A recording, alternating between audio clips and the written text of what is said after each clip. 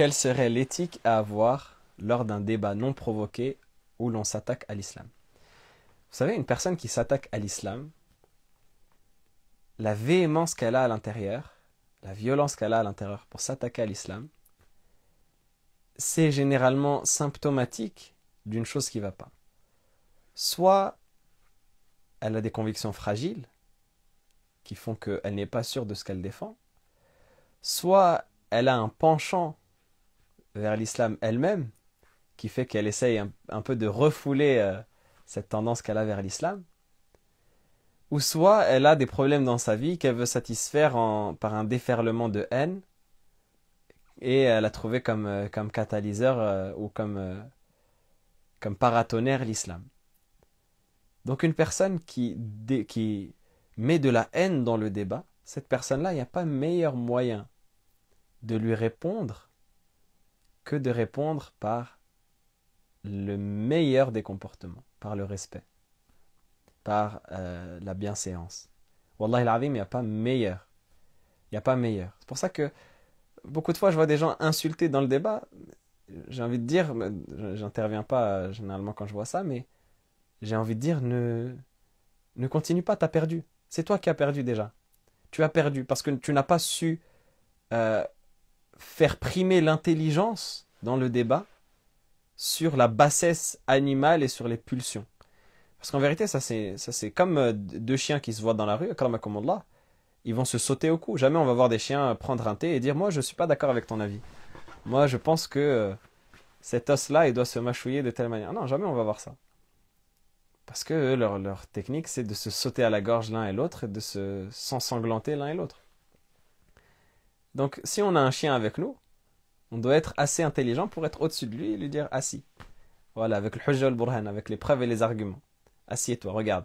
Quand tu veux parler de la culture, on est là sur la culture. Tu veux parler de l'idéologie, on est là sur l'idéologie. Tu veux parler de la politique, on est là sur la politique. Tu veux parler de l'économie, on est là sur l'économie. Tu veux parler de la langue, ben on broie la langue de Molière, comme ils disent. On fracasse la langue de Molière, voilà, tiens. Baudelaire, Victor Hugo, Albert Camus, Alexandre Dumas, Maurice Leblanc, voilà, on a parlé en début de live. Tiens, on atomise la langue de Molière, juste pour toi, cadeau. Je vais te sortir des mots que tu n'as jamais connus, juste pour te faire plaisir, et avec le sourire et la bonne humeur, en te respectant, en tirant, en te montrant la bienséance et le bon comportement, juste pour que tu t'étouffes avec ta rage. Pour que quand tu respires l'air, tu le sens, l'air il est toxique dans ta gorge. Tu sens que l'air il te fait mal. Parce que tu sens la rouste que tu t'es prise. Juste pour ça. Et ça, on le garde à l'intérieur de nous. Et dans l'apparence, alhamdoulilah, tout va bien, tout est tranquille. Dans les frappes chirurgicales, comme ils disent. Quand ils ont voulu améliorer la sémantique de la guerre pour le soft power, pour rendre la guerre beau, ils ont arrêté de dire les bombardements. Ils ont dit les frappes chirurgicales. Jamais on ne fait pas de civils, de blessés, etc. Regardez comment est-ce que, avec les mots, on peut changer. Mais là, c'est la même chose, des frappes chirurgicales. Mesurées, comme un dandy.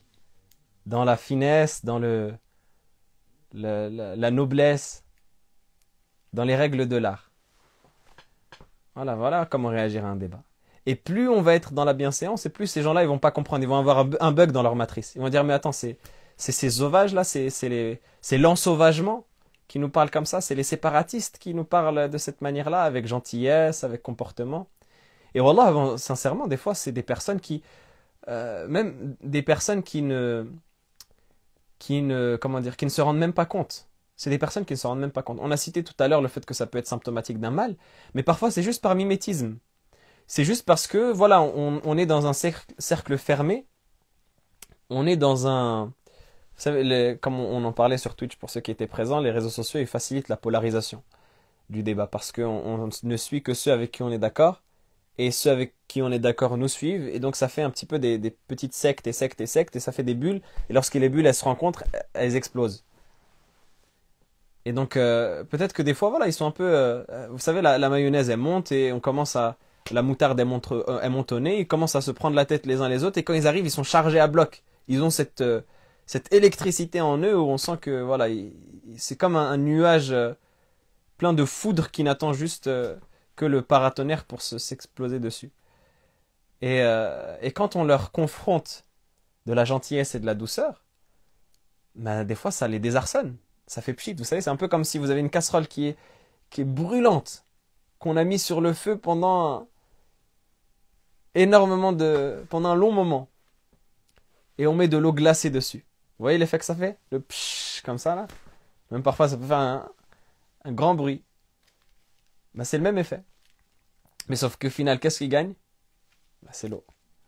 C'est l'eau par sa fraîcheur qui réussit à refroidir le récipient qu'on a fait chauffer au maximum.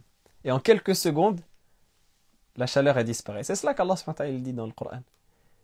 Allah subhanahu wa ta'ala dit وَلَا تَسْتَوِي الْحَسَنَةُ وَلَا السَّيِّئَةُ. La bonne action et la mauvaise ne sont pas comparables. idfa' billati hiya ahsan. Repousse le mal par ce qui est meilleur. فَإِذَا الَّذِي بَيْنَكَ وَبَيْنَهُ عَدَاوَةٌ كَأَنَّهُ وَلِيٌّ حَمِيمٌ. Voilà que celui entre toi et qui il y avait de l'inimité, il y avait c'était ton ennemi, il y avait cette adawa là, ça devient comme si c'était ton ami intime. كَأَنَّهُ وَلِيٌّ حَمِيمٌ. Ça devient un allié proche.